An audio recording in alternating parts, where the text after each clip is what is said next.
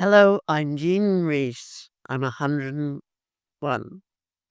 Well, I was waiting for my conscription papers to come, and my mum came into the office where I was working and said, "You've got the papers you've been waiting for, Jean."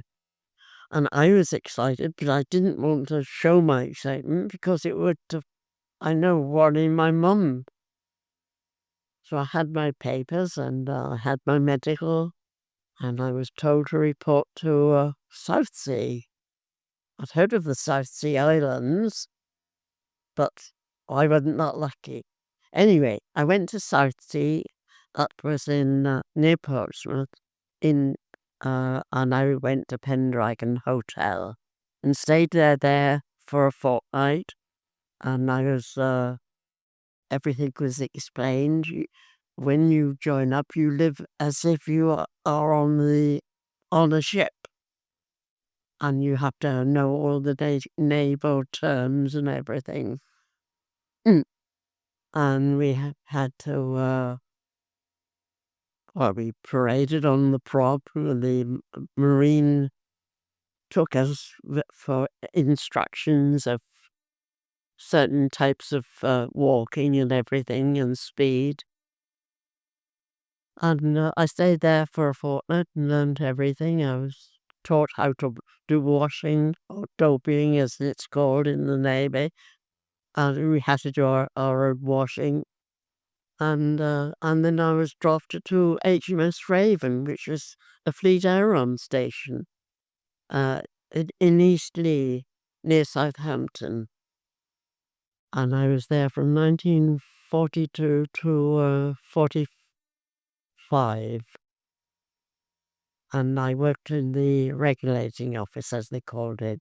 And that was where the young fellas came in, 17, 18 years old. They had been called up, they'd been conscripted. And I simply had to write notes about them, their age and everything, and simply ask them, are you T, G, or UA? Which meant temperance, grog, which is rum, or are you underage? No rum. There were 4 other men working in the regulating office, a master at arms and all sorts of the others. And I soon got used to the job, and I got used to seeing the young fellas come in, and they didn't know quite what was happening, or they didn't know, well, they just didn't know what was, they couldn't, it was like me, I didn't know how I was going to react. But anyway, they came in and they were told where they had to go to do training, parachutes or in the big hangar, and work with the men in there repairing planes. And yeah, we were up in the morning, had breakfast, and then the lorry took us to the camp, the HMS Raven, and we worked there until the evening where we had a meal. And food was very short, but the thing that we all liked was spam in batter. That was the big delight. Um, there were no eggs, but anyway, we found a way to have egg on toast, and that was to go to Southampton, get the ferry across to the Isle of Wight, and there we could get poached egg on toast, which was marvellous for us. And the other thing we could do, we could cycle to Winchester and also get an egg on toast. But life was good in the Wrens. We lived in a block of flats, and there were 4 of us, yes, 4 or 5 of us in a cabin, blue tick cabin.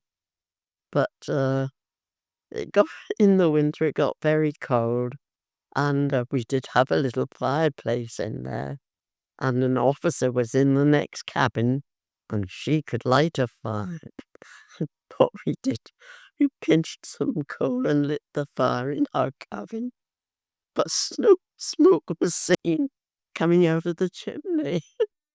And the following year, a note was on the notice board. Will Wrens in Bouvet cabin please report to me about Officer Wrens? So that was jank, as they call it. And then that's if you've been naughty and you then have to peel potatoes or something like that, something we didn't want to do.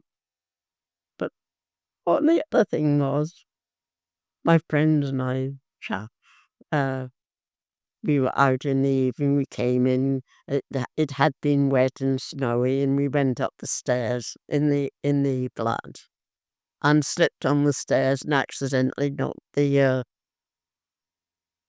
fire extinguisher, which when it started couldn't stop.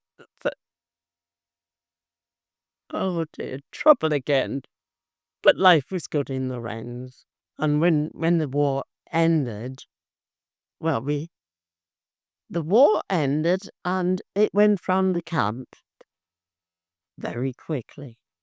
And we were all very excited, but and we were given time to have leave to celebrate.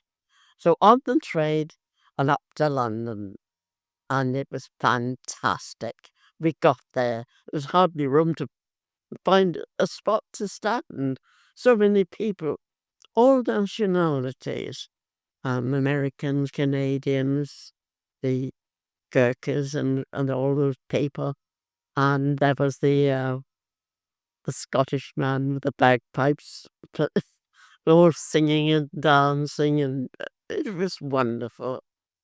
It was great. And then going back to camp, we all sat down and thought about it, and then what are we going to do? What should we do? We didn't really want to leave the Wrens. It was like family. Yeah, so anyway, the time came and we were devolved, and I went home, and my brother was 9 when the war started, and he was sent to Canada, like many other young children, very young children, because Norwich, where I lived, was quite near the coast and very near Germany and France and there. But John came home and that was lovely, and I went home and Mum and Dad were very pleased. And then I had to look for a job. One evening out, my Wren friend and I decided to go to the Nappy Club to have a coffee. And just sitting there chatting away, and suddenly the door to the end of the hall, it opened. And just stood there, this lovely young Irish folk. I couldn't take my eyes off him. Anyway, he went by and went somewhere else, came back and said, any Wren needs walking home? Because this was in Portsmouth.